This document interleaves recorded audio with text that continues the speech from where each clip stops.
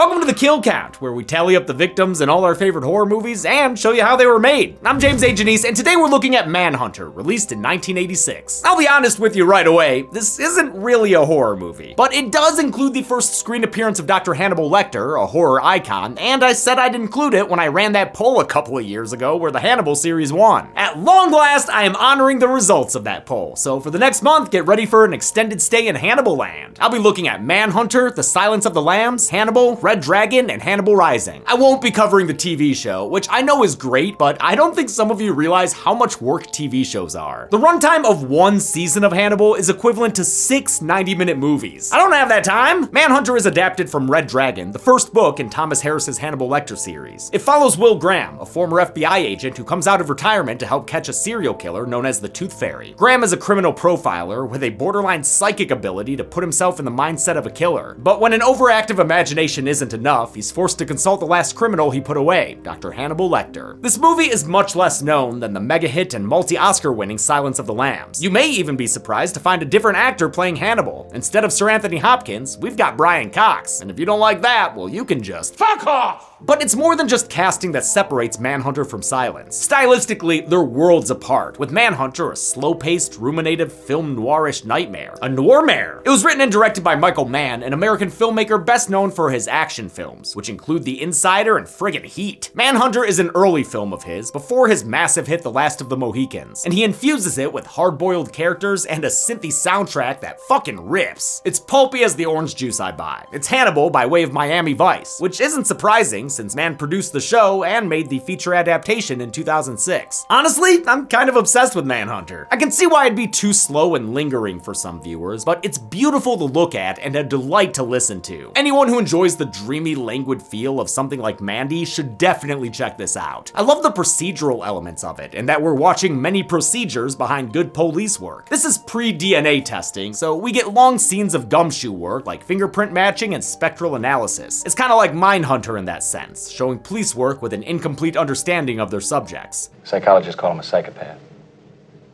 They don't know what else to call him. Yeah, because it's 1986 and they're still using DSM-3. Finally, the movie's anchored by fantastic performances from William Peterson as Will Graham and Tom Noonan as the man he's hunting. Will Michael Mann's Manhunter manage to manhandle a bunch of kills onto the count? Man, I can't wait to find out.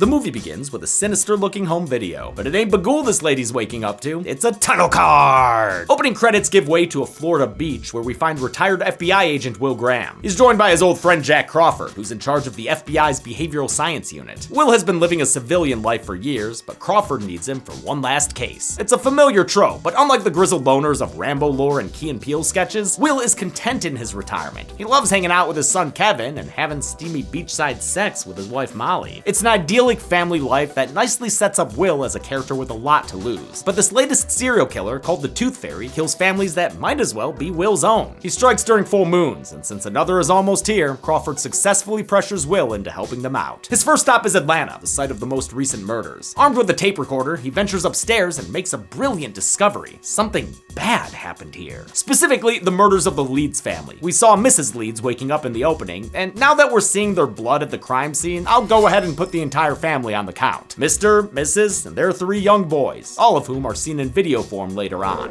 Will records a VO narrating the grisly details of the murder, and in a rare case, it works when the movie tells instead of shows. Direction and velocity of bloodstains on east wall indicate arterial spray.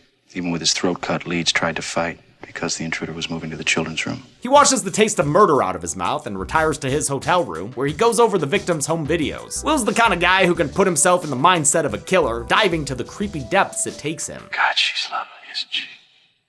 It was maddening to have to touch her with rubber gloves on, wasn't it? He realizes the killer might have taken off his gloves since there was talcum powder found on the scene. Only problem is, the local police didn't find any fingerprints. Our people swear he wore surgeon's gloves the whole time. They dusted everything. Oh yeah? Well, maybe they shouldn't be taking orders from someone who's been fingified. The Atlanta PD aren't idiots. They've reconstructed the killer's chompers based on bite marks found on the victims. But Will insists on bringing in another fingerprint specialist who winds up finding prints on the victim's eyelids. And Crawford is very proud of Will for showing the locals what's what. Will's no stranger to good detective work. Actor William Peterson is probably best known as Gil Grissom in CSI and CSI Vegas. Meanwhile, Crawford is played by the late Dennis Farina, a guy who always enhances anything he pops up in. Glad man cast him. The reason we're doing this movie is because this man's out of a job.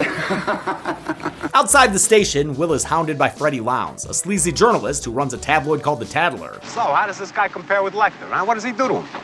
How's he doing? Instead of a comment, Will gives an off-the-record beatdown and straight up body slams Lowndes into a car windshield. My God. That They Live level of violence may feel like an overreaction, but during his last case, Freddie Lowndes exploited Will while he was hospitalized. That goofy-looking sleaze snuck into the hospital room and published pictures of Will in a coma. That last case was Hannibal Lecter's, turns out, and since he's short on leads, or, not the family, Will reluctantly visits the man who caused him to retire 3 years ago. That's the same atrocious aftershave you wore in court 3 years ago. With the Tooth Fairy weighing heavily on Kilogram's mind, he hopes the good doctor can provide some psycho insight. Not gonna be that easy to get Handy Boy to go along with his plan though, since he sees through him right away. You came here to look at me, to get the old scent back again, didn't you? Will decides to end their session early, but not before Lecter Roy delivers some cutting remarks. The reason you caught me, Will, is you're just alike. You want the scent?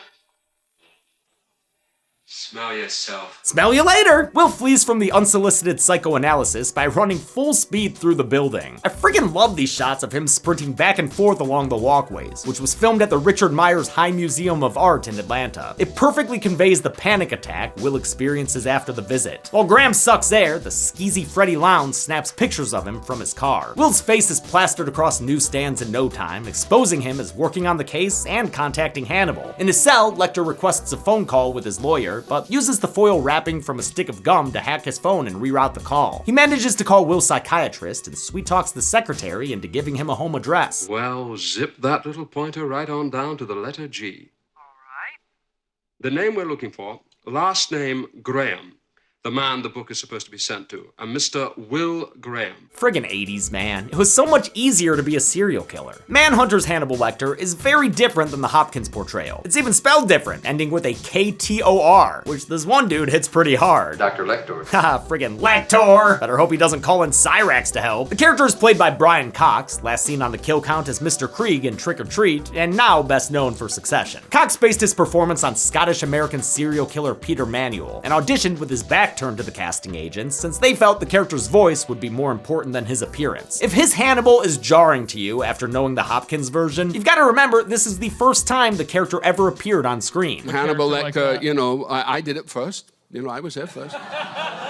Hopkins hams it up in Silence of the Lambs, and even more so in later appearances, after the character had become a full-on horror icon, even kind of a slasher killer. In contrast, Cox's Hannibal is much more human and way less lascivious. You don't see him trying to be creepy like Hopkins. He seems more like a real human being, albeit a messed up one, who's trying to act like a normal person even though he isn't. Evil, real evil, is something that is so scaringly normal that it becomes really nasty. The two portrayals are different enough that they don't have to be compared, but if you twisted my arm, I might say that I prefer the compelling, subdued version from Cox. They filmed the Lecter Graham scenes on this pristine white set, so Cox's subtle facial expressions would stand out more. They spent 3 days on the scenes, a long time for how short they are, but it allowed Cox to get comfortable playing the character. Will travels to Alabama to visit the scene of the first murders, the Jacoby family, but since we never get a bloody crime scene, I'm not gonna put him on the count. He discovers evidence of some stakeout snacking beneath a nearby tree, and when he climbs it, he finds a missing branch and a view that gets him good and riled up. You saw the lights go out one by one.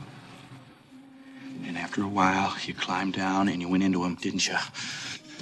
Didn't you, you son of a bitch? You watched them all goddamn day long. I think Peterson is perfect as the reluctant but determined and very troubled Will Graham. It's not easy to sell a character who spends so much time by himself, talking to himself, but he pulls it off. That's chaos theory. It's determined that the branch was cut with a bolt cutter, which is unusual, but before Will can dwell on that more, a guard at Lecter's asylum finds a lavatory letter in his cell. The TP telegram appears to be written by the Tooth Fairy and includes some cannibal fanboying. I know that you alone can understand what I am becoming. He also doesn't appreciate the moniker bestowed upon him. The Tooth Fairy What could be more inappropriate? They don't have the whole letter though. A torn off portion at the bottom must have included the instructions for Lecter's reply. This is one of many sequences that's great to watch in the movie, but doesn't translate well to the kill count format, which is of course why I always say this show is not a substitute for watching the film. They only have 4 hours to analyze and decrypt this thing without Lecter figuring out that they found it. It's fun to watch them race against the clock using the tools at their disposal, like microscopes, lasers, and wait, Chris Elliott? Oh good, they can take his strong hand. Elliott plays Brian Zeller, a blink and you miss him character in this movie, but one from the books who would have a much larger role in the NBC series Hannibal. Same goes for other glorified background characters here, like Beverly Katz and Will's psychiatrist Dr. Sidney Bloom. The latter is played by Paul Perry, who was the puzzle-averse Edwards in Hellraiser Bloodlines. They deduce that Lecter will post his response in the personal ad section of the Tadler. It's a promising lead, but the code is too tough to crack, so they can't figure out what the Tooth Fairy's asking for. Since they don't want to tip off either killer, Will decides to let Hannibal's response run and risk the consequences. And what if it encourages the Tooth Fairy to do something else beside rape?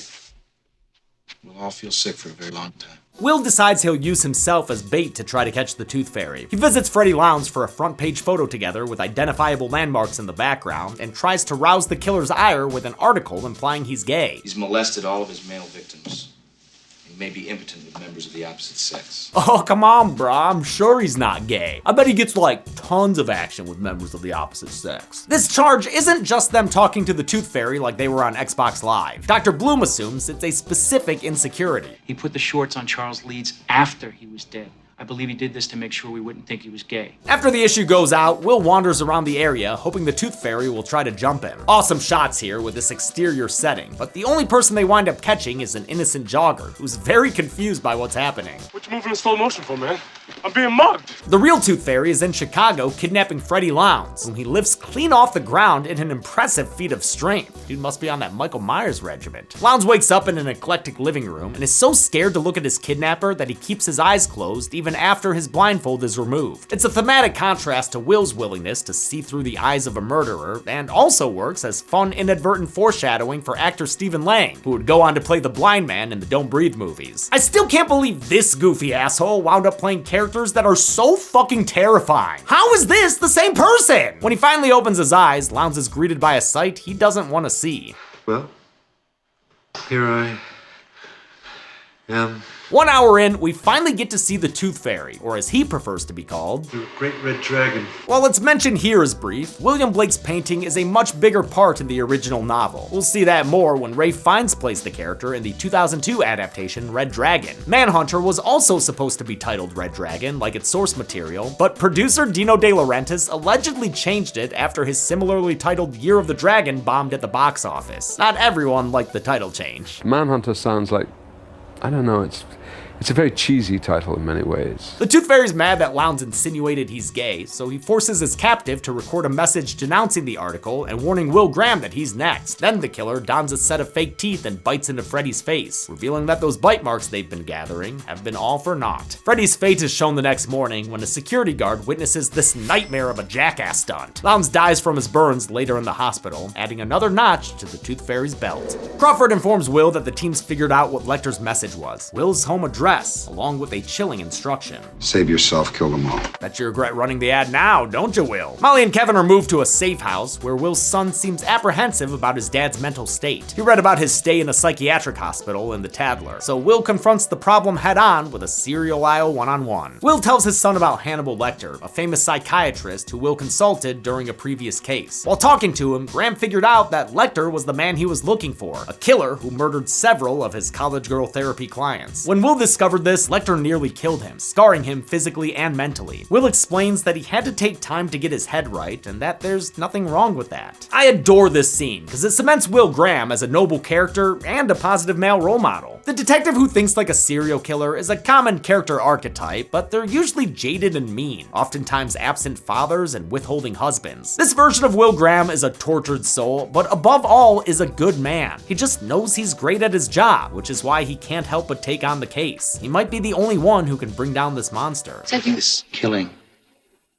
it's gotta stop. At the same time, Will is tender and apologetic towards his wife and emotionally honest with his son. You and Mom came to see me in the hospital, and that helped a lot.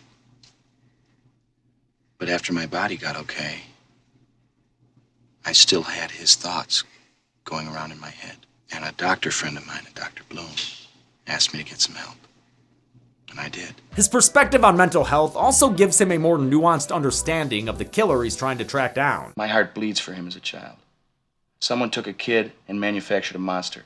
At the same time, as an adult, he's irredeemable. We take a break from Will being a good dad to follow the Tooth Fairy, who in his civilian life is a man named Francis Dollarhide. Dollarhide works in a film lab where he's markedly less confident, partially due to his cleft palate. A technician named Reba doesn't notice though, because she's blind, prompting Dollarhide to try his hand at asking her out. Ride with me.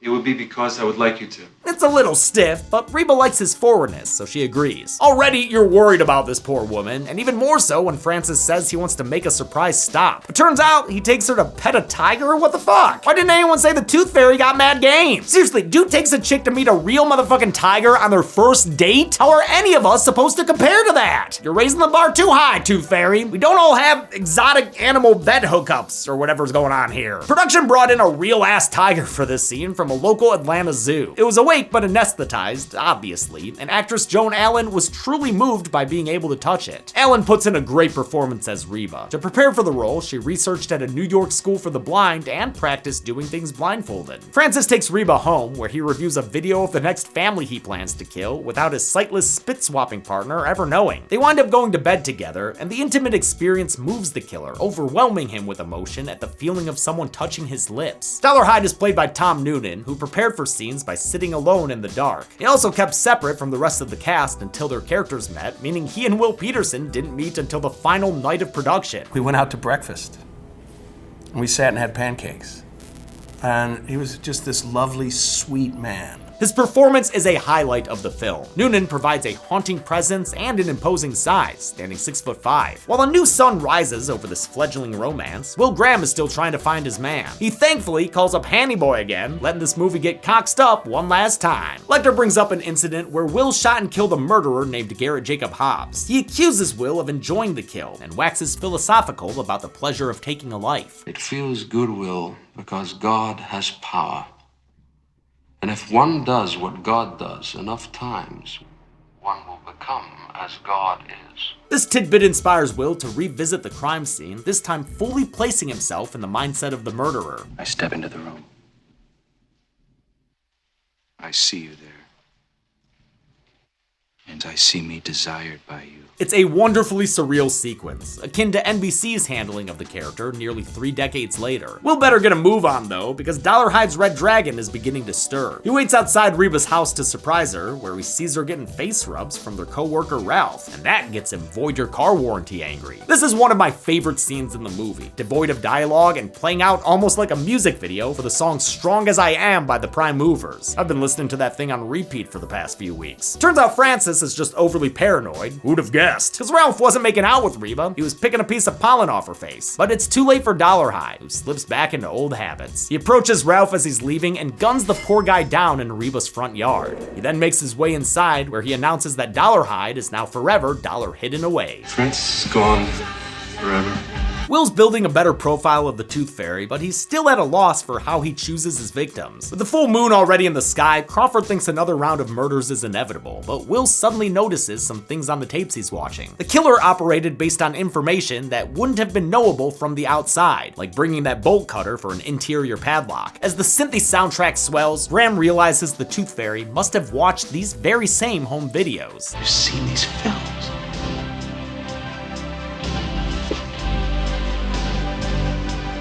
Haven't you, my man? It's another incredible scene thanks to Peterson's performance and the track Graham's Theme by composer Michel Rubini. It reminds me of Duran Duran's Ordinary World. This climactic moment took dozens of takes, reportedly as many as 40. Bill was so fatigued in doing this over and over again that in the end, he was himself. You know, it was a very truthful, way of saying the line. Man was such an obsessive director, he was adjusting the film's audio mix down to the day of its premiere. He was particular about everything, even the ties the background actors wore. What is different about this? The ties.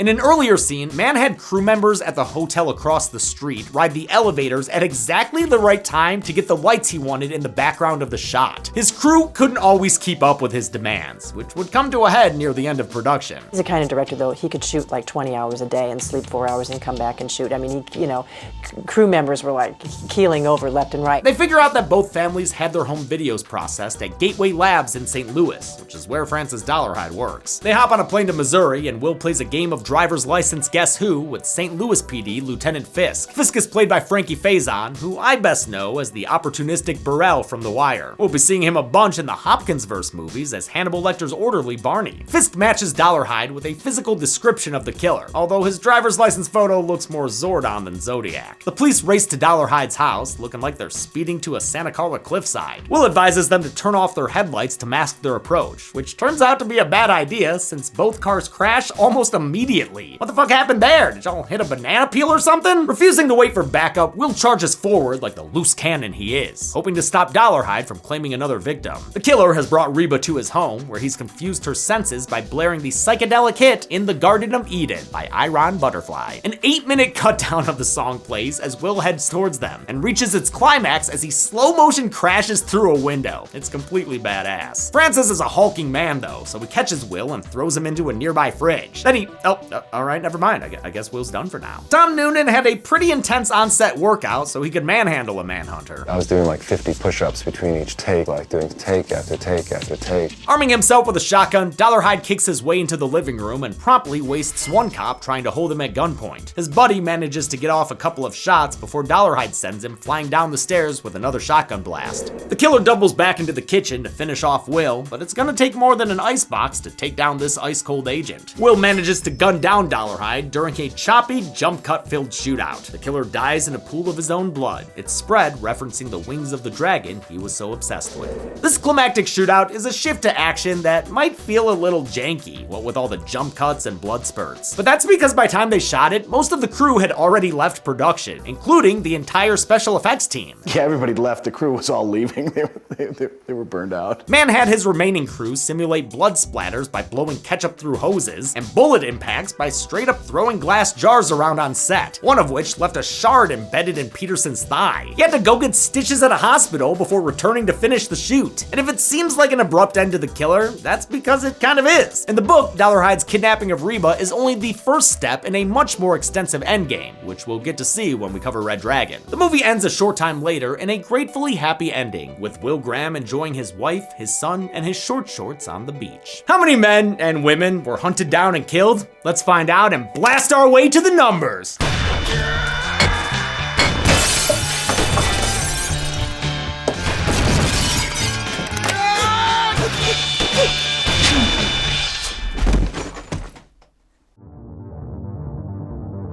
10 people died in Manhunter, since I didn't count the Jacobys due to lack of bloody crime scene. The victims I counted consisted of 9 men and 1 woman, giving us a very blue dragon pie chart.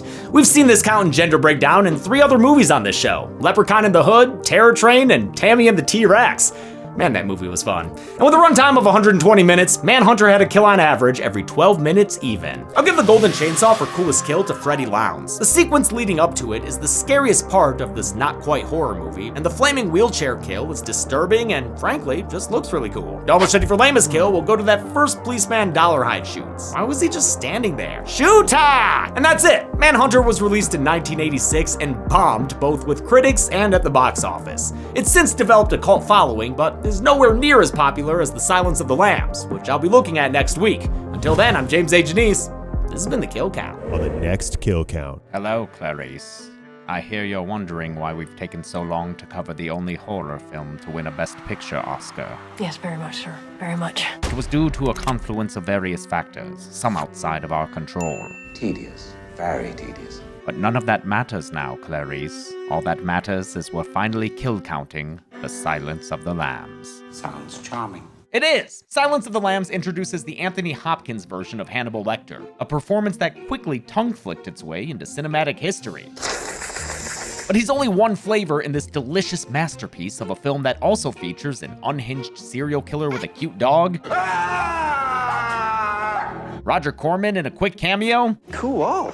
and Clarice Starling, one of the best protagonists of all time, thanks to an incredible performance by Jodie Foster. Are you hitting on me, Doctor? What? No, I mean, you're obviously very cute, but I was talking about your acting. It's really good. Thank you, sir. The Silence of the Lambs is iconic in every sense of the word, with countless moments and lines that have been parodied and referenced for the past 3 decades. I ate his liver with some fava beans and a nice Chianti. So this week, put on your Sunday best. Love your suit. And treat yourself to the classic that is The Silence of the Lambs. Then on Friday, look out for the kill count, only on Dead Meat. I'll be watching. You'll do fine. Silence of the Lambs can currently be watched on the pictured streaming platforms. Dead Meat always recommends you watch the movie for yourself before its kill count. It's the only way to have your own properly informed opinion. Kill counts are never meant to replace the experience of watching a film. Thanks a lot for watching the kill count for Manhunter. We're finally doing the Hannibal series. Hopefully we can do them all. Hopefully we don't run into issues with 2 of the movies. If you didn't already, please make sure you check out the Dead Meat Horror Awards that came out on Sunday. It's our 3rd year doing it, and once again, it is my favorite thing we have ever done on the channel. I'm so proud of the show and all the work that goes into it. It is really an all hands on deck situation. And I think it best illustrates what we here at Dead Meat are trying to do. Share our love of film and show appreciation to the people who make them. Films are more than just content, you know? I want to thank some patrons like DJ Burnett, Trent Weeks, Trevor Chambers, Adel Ragabam, Cashwe, Christopher Vitale, Wrathful Boar, JR Hudu, Chef Bolg, and Clever Chaves. Thanks everyone. Be good people.